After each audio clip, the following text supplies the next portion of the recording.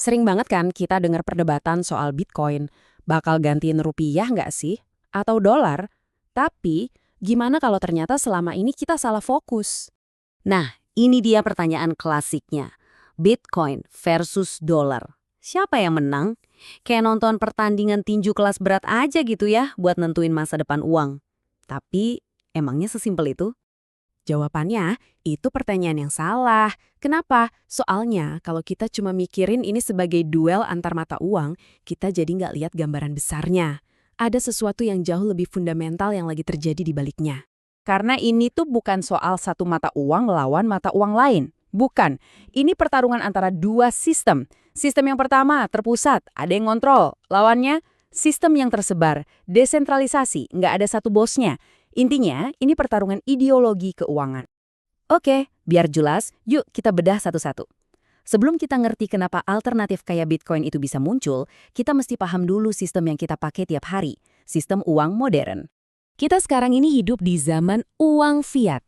Istilahnya kedengaran teknis ya, tapi artinya simpel kok. Uang yang ada di dompet atau rekening kita itu, nilainya nggak dijamin sama emas atau barang fisik apapun. Nilainya ada ya, karena kita semua dan pemerintah setuju kalau uang itu ada nilainya. Titik, berbasis kepercayaan. Nah, di pusat sistem ini ada yang namanya bank sentral. Anggap aja mereka itu yang megang keran uang. Mereka punya kuasa buat nambahin jumlah uang yang beredar kapan aja. Apalagi pas ekonomi lagi butuh suntikan dana atau pas lagi krisis. Itu kekuatan yang luar biasa besar loh. Dan kalau dipikir-pikir, sistem ini tuh sebenarnya belum lama-lama banget loh. Momen kuncinya itu di tahun 1971. Waktu itu Amerika Serikat resmi mutusin hubungan antara dolar dengan emas. Nah, sejak saat itulah dunia masuk ke era fiat total, di mana nilai uang kita ya murni cuma didasari sama kepercayaan. Jadi, apa dong masalahnya kalau sebuah sistem itu cuma ngandelin kepercayaan dan kendali terpusat? Di mana bocornya? Setidaknya ada 3 masalah inti.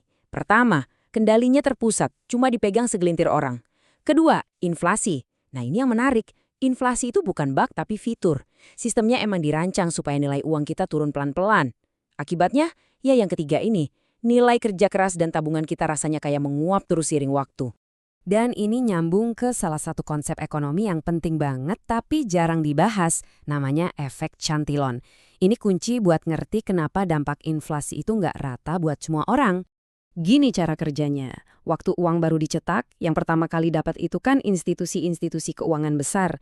Nah, mereka bisa langsung belanja pas harga-harga barang belum pada naik. Tapi, pas uang itu akhirnya nyampe ke kita, masyarakat biasa, harga-harga udah keburu naik duluan. Makanya ini sering dibilang kayak pajak tak terlihat buat kita yang paling jauh dari si keran uang. Nah, sebagai respons dari semua masalah itulah Bitcoin didesain. Penting buat diingat, Bitcoin itu bukan cuma sekedar uang digital baru, dia dirancang sebagai sebuah sistem alternatif dengan aturan main yang beda total. Perbandingannya kontras banget. Di satu sisi, sistem fiat, pasokannya fleksibel, bisa ditambah terus, dan dikontrol sama keputusan sekelompok orang. Di sisi lain, protokol Bitcoin, pasokannya tetap, terbatas, dan diatur oleh jaringan berdasarkan kepastian matematika. Ini duel antara percaya sama institusi, lawan percaya sama kode. Jadi ini gambaran sistem kita sekarang. Bayangin aja mesin cetak uang yang secara teori nggak punya tombol mati. Nggak ada batas pastinya sama sekali berapa banyak uang yang bisa dicetak. Dan disinilah perbedaan paling mendasarnya. Jumlah Bitcoin itu udah final, paten.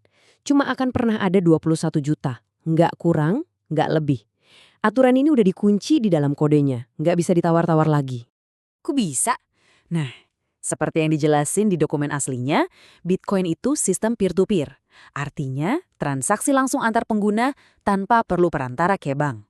Aturannya terbuka, transparan, dan semua transaksi dicatat di buku kas digital raksasa yang nggak bisa diubah-ubah. Yang ngamanin, matematika, bukan kebijakan institusi. Ada kutipan bagus yang ngerangkum filosofi ini. Bitcoin tidak meminta untuk dipercaya. Bitcoin memaksa kejujuran matematis. Artinya, sistem ini dibuat supaya kita nggak perlu saling percaya karena kita bisa sama-sama verifikasi kebenarannya lewat matematika. Intinya, jangan percaya, verifikasi saja. Oke, sekarang kita udah lihat dua sistem yang beda banget ini. Yuk kita balik lagi ke pertanyaan di awal tadi. Jadi, medan pertempuran yang sebenarnya itu apa? Jadi, kita kembali ke sini. Lawan Bitcoin itu bukan rupiah, dolar, atau yen. Lawan sebenarnya adalah sistem yang bisa dimanipulasi. Sistem dengan kebijakan moneter yang nggak transparan. Sistem di mana nilai tabungan kita bocor pelan-pelan dari waktu ke waktu. Bitcoin itu menantang aturan mainnya, bukan pemainnya.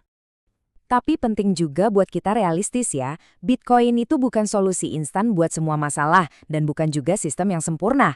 Anggaplah dia sebagai sebuah alternatif, sebuah eksperimen global terbesar yang untuk pertama kalinya ngasih kita pilihan, ada loh cara lain untuk menyimpan dan mengirim nilai di luar sistem yang sudah ada. Makanya, kalau kita cuma fokus sama harganya yang naik turun tiap hari, itu sama aja kayak cuma ngelihat puncak gunung es. Kita bakal kehilangan bagian terbesarnya, yaitu fondasi ideologi yang ada di baliknya. Karena pada akhirnya pertanyaan paling fundamental yang diajukan Bitcoin itu adalah ini. Siapa yang berhak mengontrol nilai dari hasil kerja kita? Apakah sekelompok kecil orang di sebuah komite atau seperangkat aturan matematika yang bisa dilihat dan diverifikasi oleh semua orang? Nah, pilihan di antara dua jawaban itu, itulah pertarungan yang sebenarnya. Kalau Anda paham ini, Anda sudah selangkah lebih jauh dibanding sekedar ikut-ikutan tren kripto.